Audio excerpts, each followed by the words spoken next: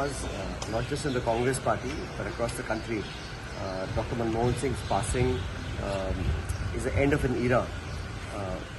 Manmohan Singh ji in his life, the contributions he made, policy making, to economic growth, to being the governor of the RBI, to be a finance minister, to be the prime minister.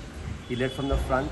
He will be remembered for, I think, his honesty and humility, and as a person who was someone who had friends across parties, and I think in all his life he kept India first, his nation first.